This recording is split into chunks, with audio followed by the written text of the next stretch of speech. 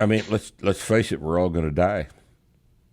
It's the pandemic win-win, weight loss and death. Yes, absolutely. But I think to go back to your earlier point,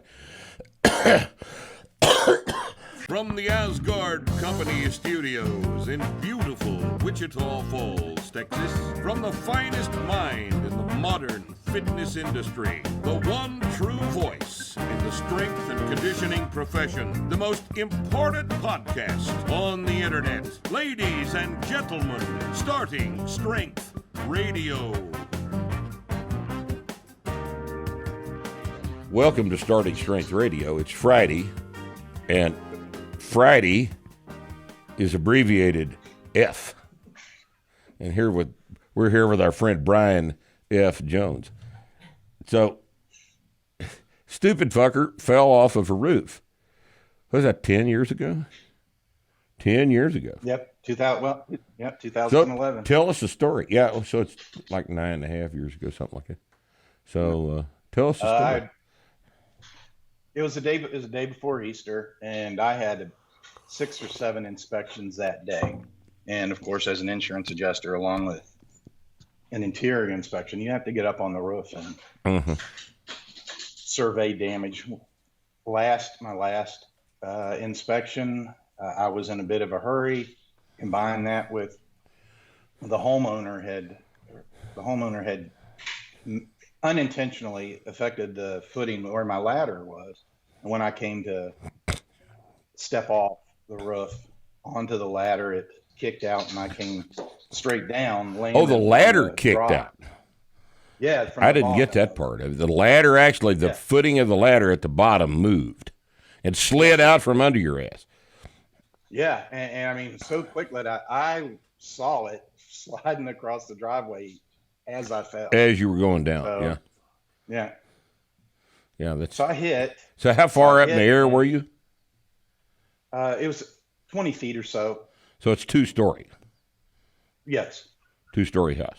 So all right. I started, straight down and hit, kind of like somebody grabbing a rebound but instead stiff of knee. basketball.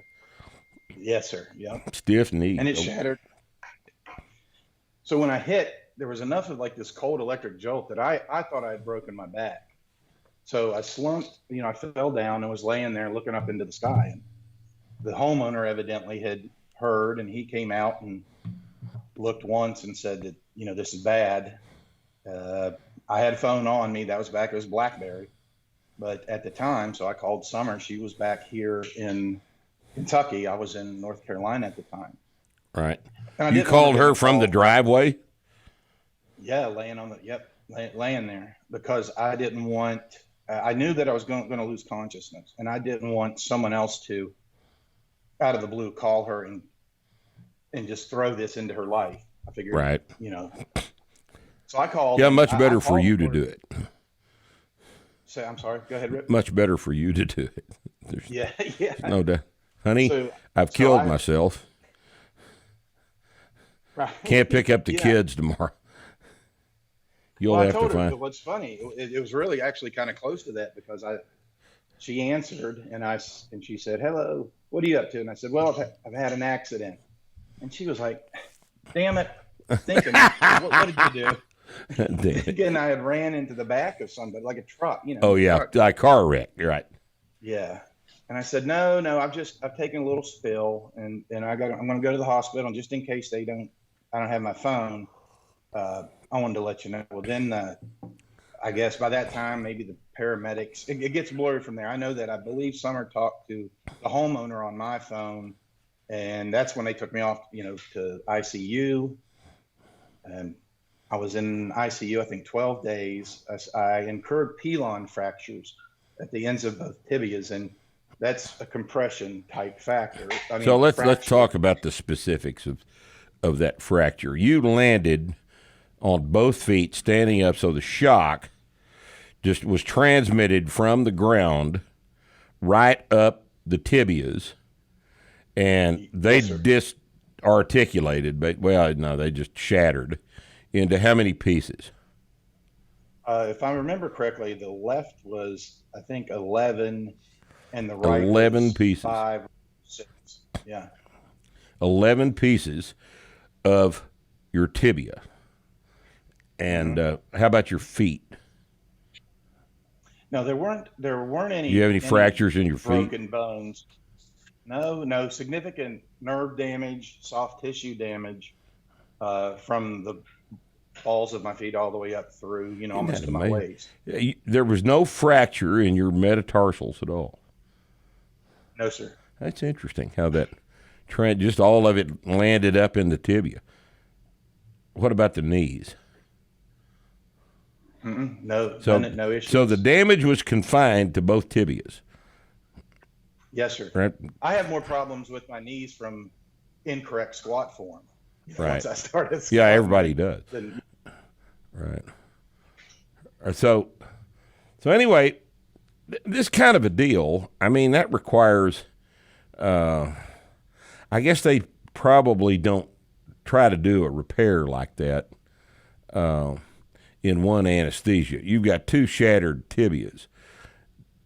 Do they fix one, wake you up, slap you around a little while, and put you back to sleep and fix the other one? How does that work?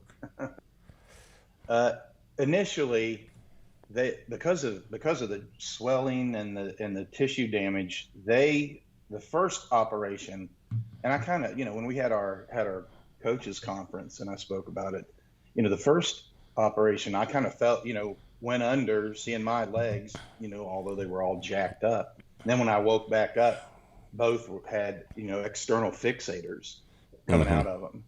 And Right. that was my introduction to a whole new life. That's how Right. it worked out.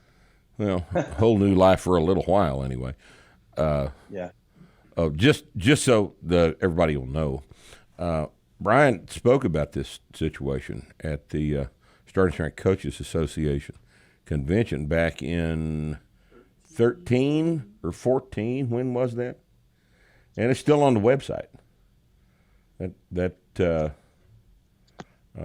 video is still up on the website. It's about an hour talk, and it's pretty good. If you haven't watched it, you ought to take a minute and watch that after you get through watching this podcast with Brian today.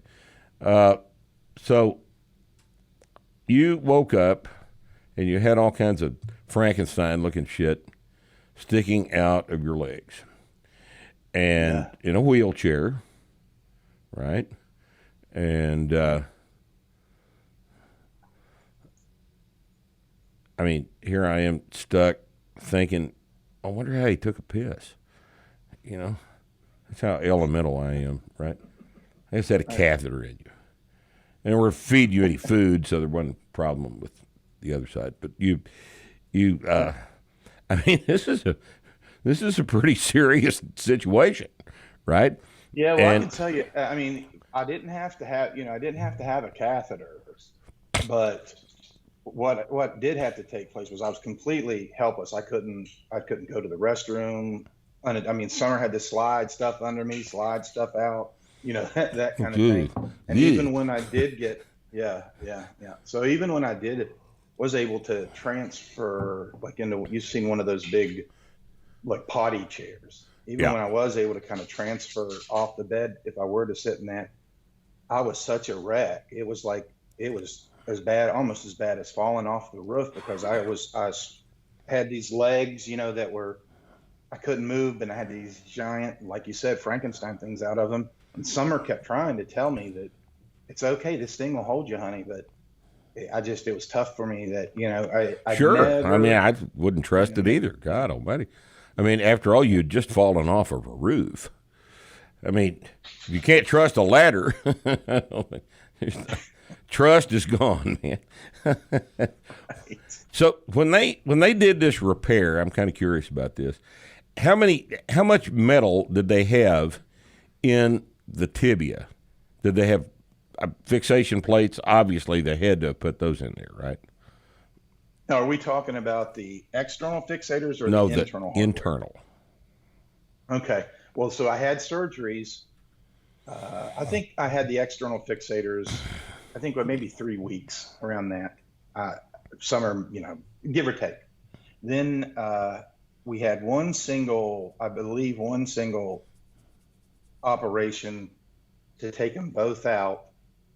Then I'd have another operation, put hardware in one, then a operation then to put the hardware in the second. So and then both you and in the talk you've seen, I mean, there were plates, screws, running from well up into, the shin, the length up into the tibia, down, through the heel and into the foot. Yeah. And it was supposed to be there forever. They just said this, this is how your legs are going to have to stay together now from here until you. Yeah, because of course healing never takes place. Right. In the mind of some people, healing doesn't take place. And of course, there's no way we can, make things heal. Because, after all, he is a doctor. So, it works a lot of the time, doesn't it? So you're in the hospital, in the depths of despair. Who wouldn't be? And, it's a good thing summer's around. She's handy. She's handy. You'd have had to have invented her if she didn't already exist, right? Yes, sir. So anyway, is she still there? Yeah, she's just behind. Where's Roger? Have her put Roger in the shot. Hi, Roger. What you doing, Raj? He's a good boy. Look at old Raj. Look at him. What happened to his nose? What did you do to Roger's nose? He didn't used to look like that. No, it's age. You got to figure Roger's 7, 8 years old now. He's 8? Almost 8. Yeah. 7, 8 years old. 8-year-old pug. How long do pugs get to be? Well, 10, 12, 13, something like that? Yeah. I don't know if you've met Chloe. There's Chloe. She's a black pug.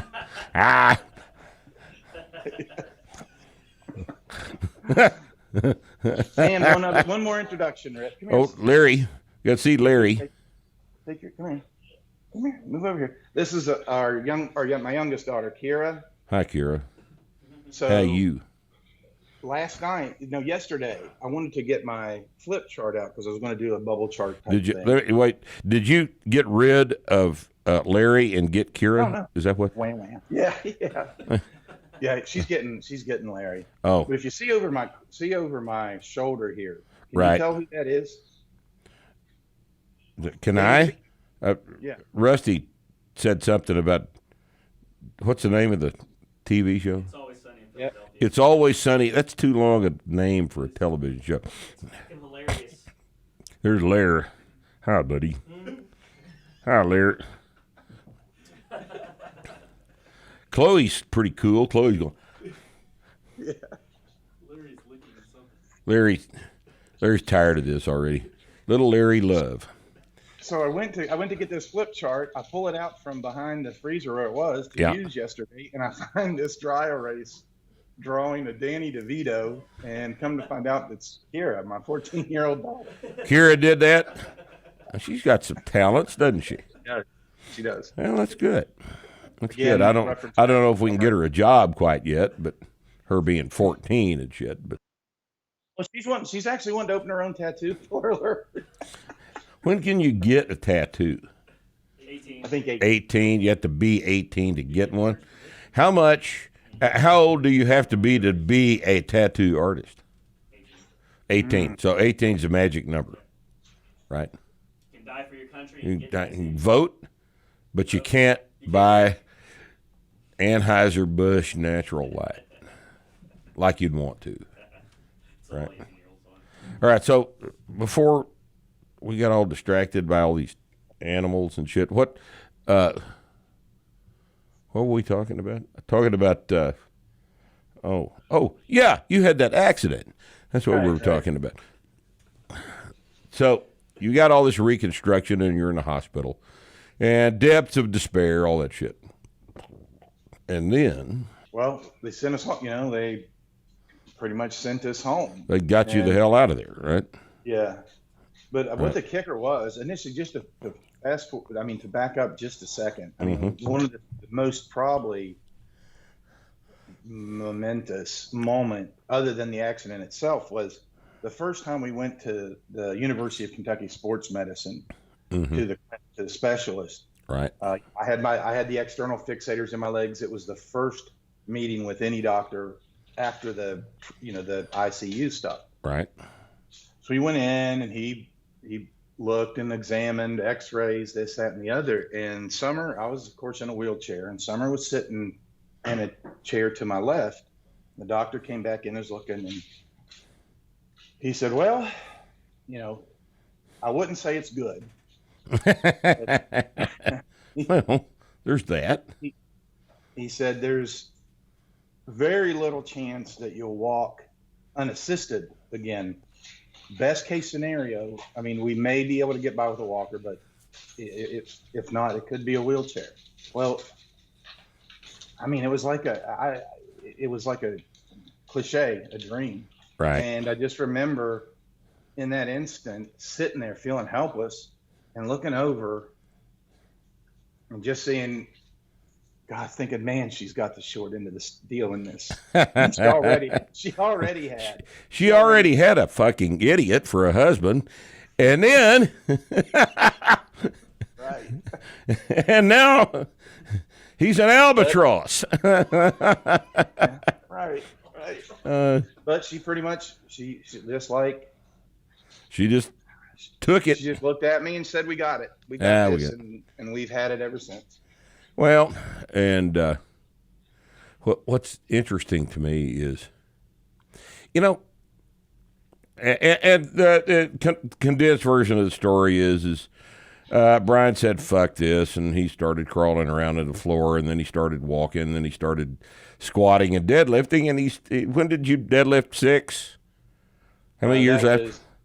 It was 2.5, I think 3 years after. 3 years after you deadlifted 600 pounds. So that's all that other stuff was just complete bullshit, like it always is. Why do you think, I mean, having been on the shortest end of a very short stick here, with respect to your own personal physical situation, why do they tell you that? I mean, they told you that, look, man, fuck, Brian, you just better figure out other people buy new cars, you get new wheelchairs, right? Right, yeah. Why do you think that, are they covering their ass? You think that's what it is? I mean, you're tangentially associated with the insurance business. You've dealt with prognostication in your professional situation. Yes, you deal with prediction and odds and things like that.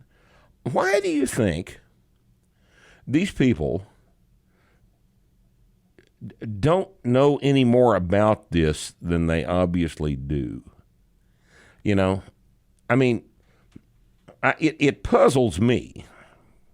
If you were as bad at your job as an insurance adjuster, if I was as bad at my job as a strength coach, as an editor, at the various things I do, we'd be starving to death. Well, and yet, these guys still get paid. Do what? I said that or working for CNN. Yeah, one of the two. It doesn't take much to work for CNN. Got to get a hairdresser. Right. I'm fucked. Yeah. Well, I don't know. Brian Stelter's he's not particularly endowed with a lot of hair, is he? And yet he goes to work every day at CNN and just makes up new vocabulary words. What's he going to say today? Fuck, who knows? Right. Who knows what he'll say? But but doctors can say you're never going to walk again. You'll never eat again. You're never going to breathe again. It's just so puzzling. It's so puzzling. You know, shit heals if you make it heal, Yes. right? Now, here's the classic example of this. You know, somebody gets in a real bad car wreck. I mean, a bad, you know, slammed into the side of the car, 50 miles an hour, caves the rib cage in, produces what's called a flail chest, right?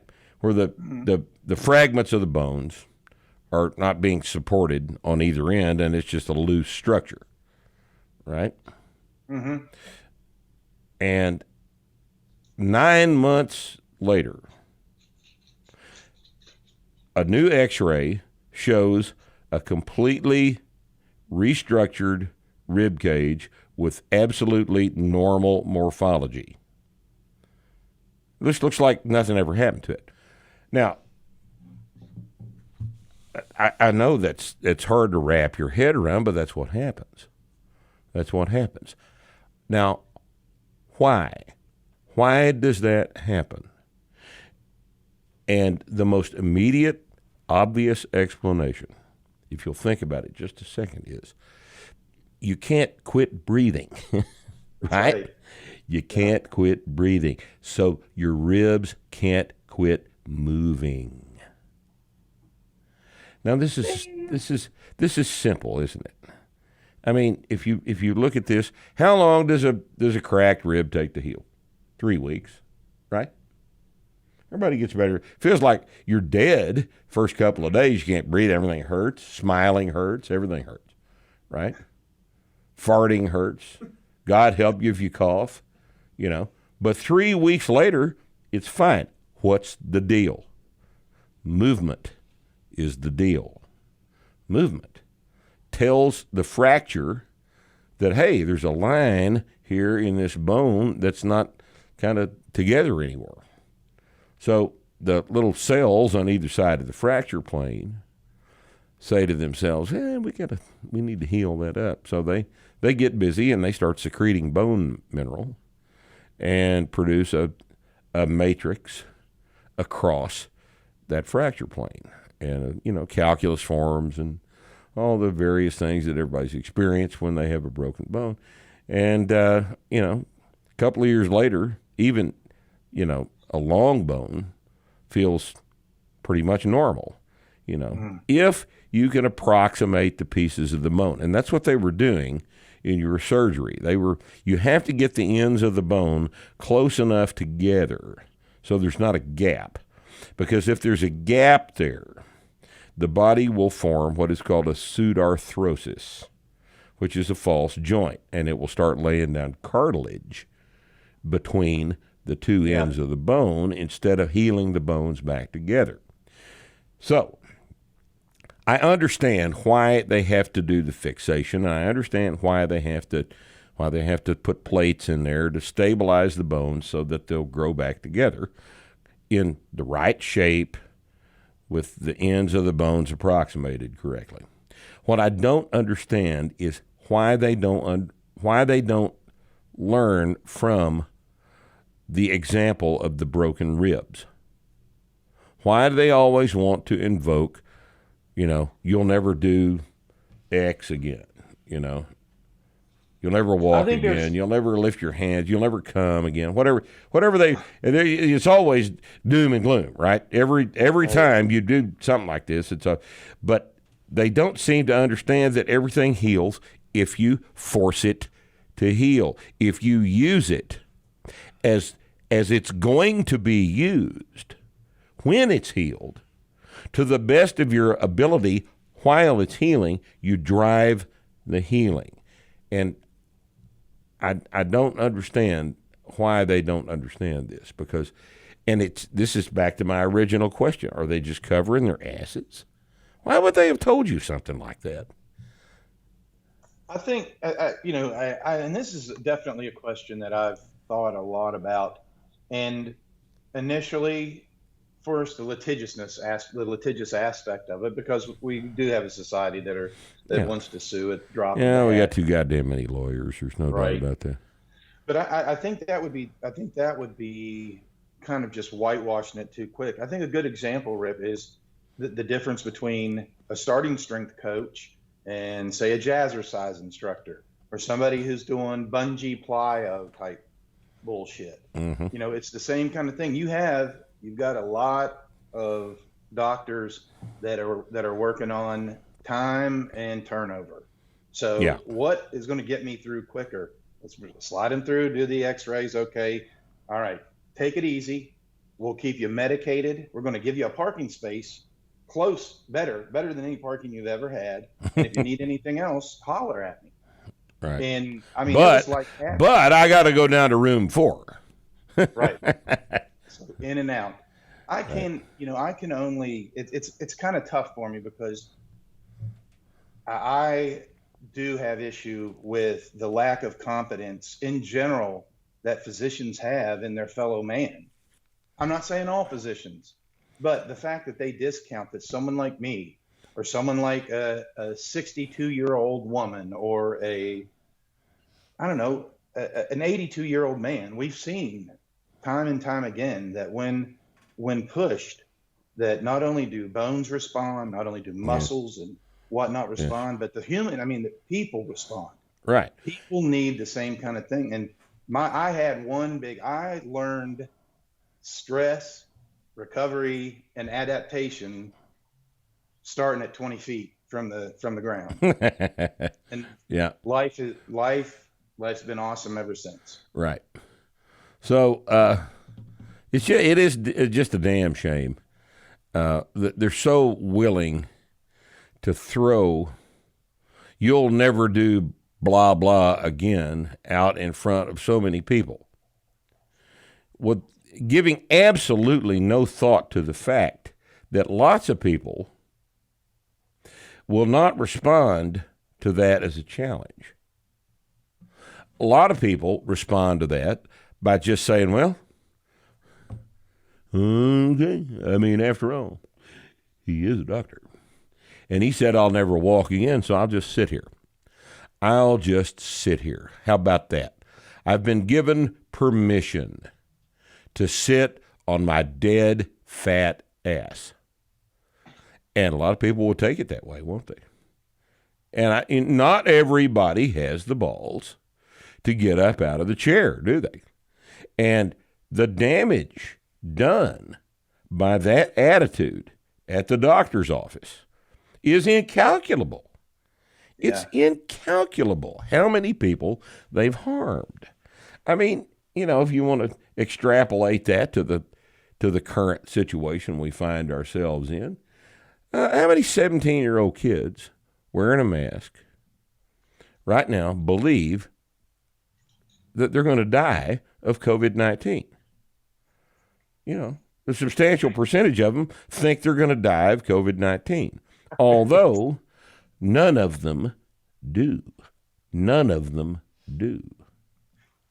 Just as an aside here, I think this is an interesting statistic. Do you guys know how many teachers have been, in the world, how many teachers have been given a COVID-19 infection by their kids in the classroom? You know how many? None. Yet the teachers' unions are standing up there on television and saying we're risking our lives going back to work. Well, I've never been particularly impressed with the intelligence of public school teachers. Okay? I've never been particularly impressed with their intelligence, but this is just duplicity. This is not a lack of intelligence. This is just criminal behavior. You're extorting money and concessions. You realize that one of the California Teachers Union wanted in order to go back to work was that they demand that the state of California close the charter schools. Yeah. Did you hear that? No. Oh yeah. These people are awful. So anyway, And we wouldn't be going back to this so much, but there's no way to avoid the current situation. You can't avoid the current situation. This is a fucking mess. But anyway, my point, of course, is that doctors are not helping when they tell you what you can't do. Yes, sir. Because Great. many people will interpret that as shouldn't try to do. Many people will interpret it that way. And they shouldn't interpret it that way. But that's what they'll do. That's what they'll do. And I find it, I've known Brian quite a while, and he's really gotten, his head out of his ass. And from a situation of complete, total despair to a 600 deadlift in 2.5 years. Not everybody has that kind of balls. I understand that not everybody's got that kind of balls. Okay? But what I'm saying is somebody with the potential, the physical potential to do that, and you as a doctor encourage them to not try by telling them, you're never going to walk again. Just, would you people think about what the hell you're doing when you say that next time? This is horrible. That's not the thing to do. You're not helping anybody when you tell them that. You're covering your ass. Okay? And if you're in a situation where covering your ass means more to you than helping your patients, look, go sell real estate or something. I don't know if I want to inflict that on the real estate profession, but I mean, that's, anyway. So, and then, so the continuing adventures of our friend F here. Summer's a good cook, I guess, right? Yep. And Summer is. You decided to bulk up recently, huh? I did. Oh yeah. That's what it was. That's what it was. He said, "Yeah, I'm going to have to go on up to going up to 400, 365. Well, I figured it. Well, that way I can get my squat up to 1250." Rip, you've told all of us that if 1 gallon of milk is good, two's twice as good. Two's twice as good, and 3 is 3 times as good. Yeah, that's what I always say. And me having been a fluffy trainee to begin with, yes, of course I was supposed to go full carb, 6,000 calories a day, the milk, because that's chocolate milk right. with extra sugar. Right. Yeah. Well, so I eventually, found myself at well over upwards, hitting almost 360 at one point. Then we got it down and kind of lived life until we got to, I don't know how quickly you want to jump ahead if we're going to talk about weight. Well, yeah. Or are we talking about? We're through talking about your legs. Those aren't even interesting anymore. Let's talk about your belly. Yeah. Well, then if that's the case, I mean, up until, I was just eating and lifting, and I found myself a week before this Memorial Day, I stepped on the scales and I was like 344, 346, somewhere in there.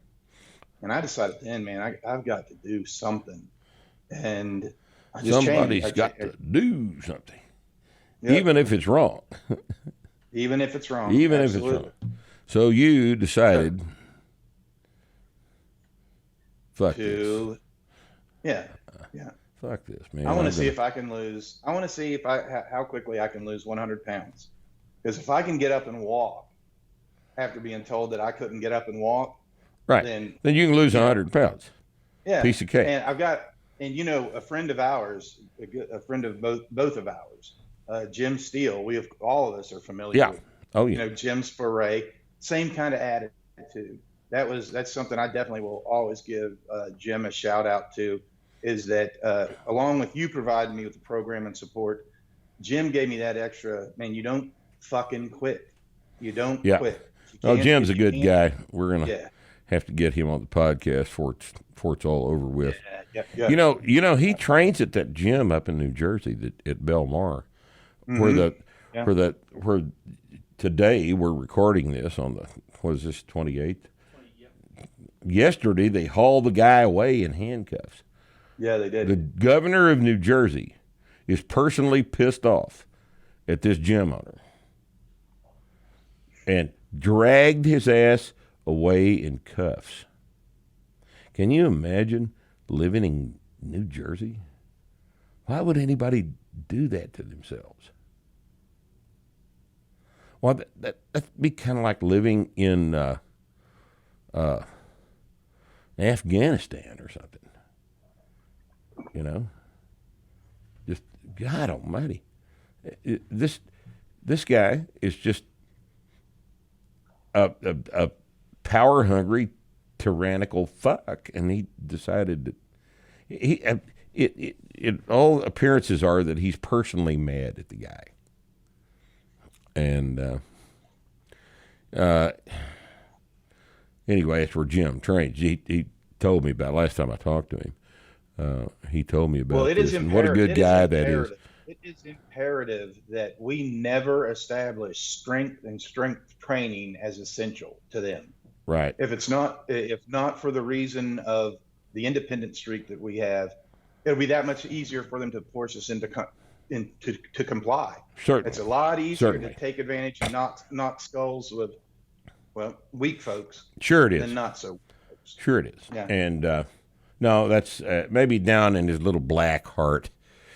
The governor of New Jersey is thinking like that. It very well may be that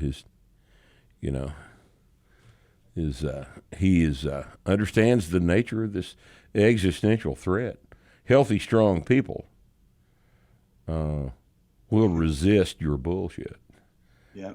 And he sees the threat. At least he's not stupid, huh? Yeah, Steele is and Steele competes. I don't know why he does this, but he competes in physique contests. He's actually done some bodybuilding. He's a big, muscular guy, and he knows how to get in shape for a show too. So he knows about body fat, and I'm sure he's helped you with your diet stuff on that, right? He has. So enough so that, like I said, the week before Memorial Day, I was at 344, and this morning I weighed in. I'm at 286. So I got 60. That's 60 pounds, 58 pounds, something like that.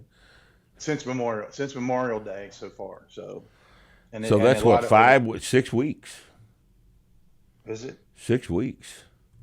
Isn't it? So all of June, half of July. That's insane. It's just 20, so 7 weeks. 7 weeks, 60 pounds. So it's like 8 pounds a week. And it's not, and it was, one of the things that I made sure to do is drink at least a gallon of water a day, because I didn't want to fool myself into thinking that some of this weight loss was dehydration or just fluids flushing. Because a lot of times it is. But if you're drinking enough water, it's not likely to be a false number on the scale. So I would never recommend this to anybody. But what I would recommend is figuring out what your enough point is and doing whatever it takes. We have the capacity. I'm nothing special, Rip. I really am not, because there were times, without a doubt, that had I not had Summer, she's the one that kept us going, not me. No, I know that, but you're the one that didn't eat, not her. Yeah. Oh, yeah, that's true. Yeah, You're the one that pulled 600, not her. Yeah. Okay. Yeah. So yeah, But I yeah, mean, so to answer your you've got a question, yeah, role. Jim. You have a role to Yeah. play here, right? Yeah. So, but to answer your question, yeah, Jim was not only directly involved, but also just from an inspiration standpoint, because I've seen time and time again the way I like the way he gets stuff in his head, and it's just a focus. And I think that you Right. can develop and learn that kind of thing. So, I've learned a lot from you, Nikki D. I definitely learned a lot from him and Jim. So, Jim's you for those of you that want to get a hold of Jim Steele, he's at bossbarbell.com. That's BASBARBELL.com. You can get in touch with him through his website. He'll be glad to help you out if you've got problems you think he can help you with. So let's talk about what Jim told you to do. well, How did you drop? I mean, that's a hell of a bunch of body weight to lose in not a very long period of time. So what did you do? Again, I'm not recommending a person has to find the thing that works for them, because what I did very well could kill somebody. The truth of the matter is, but me not doing it A would lesser have man. Yeah. So what did you do? Well, I started walk. It started walk in the morning. After I'd walk, I'd get home, not fucking eat, not feed my face 8 hours, Right. and then basically eat one time. I guess the term is clean, but a big hunk of protein and some greens with a plenty of fiber. Man. Plenty. That does sound dangerous. And that's it. Just one. I know. Yeah. Right. So, and then a gallon of water, and then because I actually going into it, where I had gotten so fat, I mean my squat technique went out the door. I started developing meniscus problems, ACL, MCL issues, back issues. Just mechanical shit from all Yes. the lard, right? Yes. And so it got to the point where I had stopped even training barbell for probably 6 to 8 months because of just the pain. And I mean, it was horrible. But so I hadn't been barbell training, but I decided, we're going to start back from the very beginning. What made me walk again? It was the same thing that was going to get me down to continue living well, and that was I ran. I'm doing it now. I'm still running LP. I started from the Right. beginning. So I'm running the starting strength, gallon of water a day, and one meal, and moving. And I'll tell you what, it's been an excellent difference in a lot of ways. Have you had to buy new pants and stuff? Or did you keep your old pants from previously? Well, even my old pants were fat pants. So skinny pants for me were 42s. No exaggeration. So, but yeah, now I can't remember living and feeling the way I do. The biggest thing is that the amount of pain that has been removed from my legs. I'd never lived life without that constant pain, but a lot of it was because of the weight just smashing both of those, where the injuries were. But now that I've got the weight off, I mean, it's energy and it just builds on itself. But the key is, it's just like, I think people want to start training or dieting or having a different nutrition plan or activity level. They want to do that, and they'll start out, but then a week, 2 weeks, maybe 3 weeks into it, they're not seeing stuff like that. So they quit because they don't think that it's for them, because they've heard the doctors say, maybe instead of maybe training hard, let's walk slow, or we can treat that pain. But or hey, we get you up over 350. We can go ahead and do that lap band procedure that you've been wanting. But I mean, we can't do that if you weigh in 325. So, need to gain some weight so we can. You're right. We can do that surgery to take some weight off. I've actually heard of that being advised. I've actually heard of that being, It's an interesting profession. Put them on a bullshit diet and exercise program, and they say, well, try this first. Right. Damn well. No, damn well it's not going to work. You know. Right. And but to back up what I'm saying, so folks are getting to, the really industrious ones make it to say 4 weeks because they don't see any results. They quit. And I want to start convincing people, because I would have quit. And I'm talking about the weight loss. But the key is that you've got to understand that this, whether it be weight loss or whether it be building strength for yourself, stopping at 4 weeks is akin to bringing someone in the hospital who has cancer and treating it for 4 fucking weeks. And because it doesn't disappear, you quit. Just send them home. You don't do that shit. So if you won't give up on a life due to cancer, why give up on your own life when you have the power to change it? I mean, you really do. We'll sit and watch someone wither away and die for years because we don't want to give them the decision, even the ability to make the decision to how things are going to end for them. We'll do that, but we will not allow ourselves more than a commercial blurb and maybe a sitcom length's worth of time before we say, fuck it, I can't lose weight. I can't jump. I can't live. I mean, that's not me. Everybody who does that. All this stuff I just can't do. Yeah, exactly. I just can't. And that's what and so, it's time for me to give back. You've given, Starting Strength has given, Jim has given, people all over this country with no expectation. And due to my accident, some of the things and I don't want to solely say that the reason that I've lost the weight that I have was because just up calorie restriction and slow calorie burn. No, that's not the only reason. I had it was hard to come to, but I had to admit and understand and accept the idea that I did experience significant PTSD with the accident. Yeah, it changes your mind. And by that, I don't mean, causes you to, change your mind about something. I mean, it changes the way your mind works. It quite profoundly changes lots and lots of things about you from now on. Just giant traumas like that, whether they're physical or emotional, leave you a different person. They just do. And, and that's not to say that, the way to deal with PTSD is to, stand around and whine about having PTSD the rest of your life. Well, I've got PTSD, therefore I can't do blah, blah, blah. Look, everybody's got a shitty story. Some people have shittier stories than others, right? Everybody has got a shitty story. And we don't want to see you make an excuse for not being worth a fuck because of your shitty story.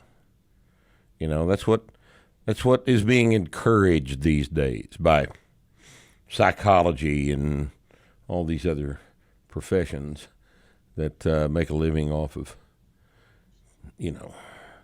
trying to get into your skull and tinker around with things. My dad was in World War II. Yeah, I'm an old guy. Daddy was in World War II, came back from World War II, and, didn't complain at all about any of that shit. To those old guys, they wouldn't have known what the hell PTSD was because they all had it, and everybody had a shitty story. It was World War II.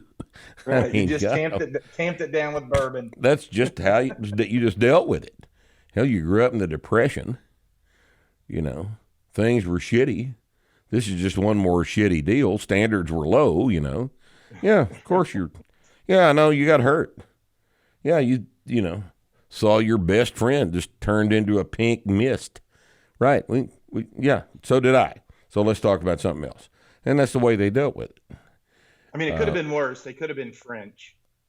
I hadn't thought about that. But, that was mean. I joke. because they're French. No, it's fun. It's good to hate the French. Who said that? It's a famous statement. It's good to hate the French. But, no, I mean, it's just PTSD's real. Sure, it's real. But do we pander to it? Or do we? I did. Or do we For a do we while. step over it and walk on? That's what we do. Yep. And we step over it and get on with the fucking walk, right? That's how it has to be dealt with. Sometimes that's a great big step, but it has to be taken anyway. Absolutely. Yep. And that's what happened. That's what happened with me. I acknowledged it. I realized that I had severely limited my circle of friends, my circle of influence. I got to where I wouldn't even travel again because I was afraid. And I'm talking, this has gone on for years. I wouldn't even travel much, where I used to have to travel a lot with my job because I was scared to death to be any distance from summer. Right. So, and it culminated in me at, just one more reason not to have to leave is eat. I got everything I want here. Right. But I realized, after our coaches conference, after that speech, or the talk I gave, so many people came up and were hungry for more. And they were asking me, man, I've got this guy he'd be perfect. He'd love to hear from you. Would you be interested in coming up to Cleveland and speaking to a group? Oh, sure. We've got someone else. I mean, just one after the other. Would you want to come to Pittsburgh and talk at my gym? Or do you want to come at the school that I work at? And of course, I would say, Rip, there was even talk about me doing a regional TED Talk. I had all that in front of me 9 years ago. Imagine the life if I would have started then and not continued pandering to the PTSD. Yeah. Imagine what life would be for my kids. I'd be nine years ahead right now. And I feel like I cheated them. I feel like I cheated Summer, and I'm ready to pick it up. I want to help folks. You're ready to quit being a worthless bag of shit and get up off of your ass and get in the car and go talk to somebody. Wonderful. Brian is available. That's right. Brian is available to speak to your group. And no masks required. No masks. No masks, or masks prohibited, in fact. And here, hey, Rip, if I can, if anybody wants to email me. BrianJSquats@gmail. Excellent. So if get a hold of him. Absolutely. I tell you what, here's the correct order. Watch this podcast like you're doing right now. Then go to our website, startingstrength.com, and find Brian's talk at the SSCA convention. And we'll link it and watch that. And then you'll understand why there was not a dry eye in the house that weekend at the SSCA convention back all those years ago. And I'd like to, really, Brian's a powerful speaker, and he will help you. If I could, just two quick points I think that are important to me for people to hear. All right. The one first is it has to, and I was talking to Nick about this too, and this is one today actually, and this is one of the other reasons that really motivated me to lose all that weight. I guess I never realized how popular the video of the conference of my talk was. And not long ago, I came across it one way or another, and I actually started reading the comments. And I saw comments from 3, 4, 5 years ago, people asking, hey, can you tell me, this is what happened to me, or that's what happened to me. I've lost them. I don't know whether they succeeded or not. And then looking at that video, I realized how I was standing in front of a room of some of the most consummate fitness leaders, health strength builders in the country, if not the world, looking like a haystack with a pumpkin on top of it. if you look at that, I'm adorable. People love me. I know that. But I mean, look, how could Leppo was there. listen? My point. I mean, being, Leppo was there. being, Our friend Joe Leppo. He's, what is he, 5'7", standing up or laying down? hey, Oh, I'll hear from him for that. So my point being is, one, any of you guys do to get an opportunity to go and look at the video of my talk, look at how effing fat I am. Look at how effing fat I am. That's where I started, if not worse. I was about 320 there. So imagine me with another almost 25, 30 pounds. Now I'm halfway through. I did it. It wasn't an Atkins. It wasn't Dial-A-Meal. It wasn't any shit Oprah sent to me. Right. The second thing, because I was just a regular Joe, a regular fat Joe who did it. The second thing is, if you get a chance, also, there was an article written about me. Barbell training is rehab. You can also find it on the website, right. And they may be able to link it. There's pictures. There are pictures both in the conference and in the article that show my calves the first time they took the bandages, the cast and everything off, and both my calves were no bigger around than my wrist. Those little skinny calves that I could put my hands around are the same calves that squat, that pick up my daughter, that deadlift, that run up the stairs now, that finally got past the modicum of, to quote a great man, a fat kind of half arm pulled wheezing guy clean to just within the last couple of days, an acceptable, somewhat hang. No, that was a pretty good hang clean. Brian sent me a video of his clean. And I'm telling you, the only damn thing wrong with this right now is, I'll just go ahead and do this on the podcast, might as well. You're not finishing your hip extension at the top. In other words, look at the video and you'll notice that you don't ever get into the layback behind vertical like you would. The same exact thing Summer said on our honeymoon. I know this may not be correctable. If it's that embedded, you know. But you got to finish. You're not finishing at the top. You got to think about the shrug. Think about the shrug and finish the pull. That's what you're not doing. Yes, but sir. the arm, you hadn't got an arm pull. The thing looked pretty good. The rack looked great. It's just, the last 10% of the hip extension's not done. Yeah. And my point Summer being, knows this is not my fault. That's right. She does. And then legs that size. Right. Legs that size to eventually deadlifting 615 pounds, squatting 415 pounds. Right. Pressing 205 was my best press. Yeah. And I guess, what do we have left? My bench 325. This was your best.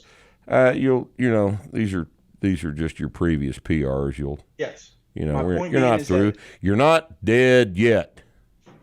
And I'm not a genetic I'll freak. I'm not tell you when you're dead. That's okay. Thank you, sir. I'll be the judge of this. All right. Thanks for being with us today, F. Anytime. We enjoyed it. Once again, anybody out there I'd love to talk to you, whether it be personally Get a hold or of your him. group. Give me a holler. Give him a holler. What is the what was that again? Hold that up. BrianJSquats@gmail.com. Get a hold of him there. But and you don't want to get it mixed up and say Brian J Mails at G Squats. No, that won't. Get a that whole won't different work. website. That won't work. That won't work. Or it might work in a way that would. Reference back to the honeymoon. Right. There we go. No, wait. And if you want, when you get off, Nick, I gave Nick a very good explanation of some of the other benefits, but it would probably be for maybe like starting strength at night, or once we start going into, adult kind of stuff. But right. Nick can fill you. That other website we're working on right now. That's right. Got it. Guys, Got appreciate it. Thank you, F, man. We'll talk to you soon, and thank you for joining us at Starting Strength Radio. Absolutely. Next time.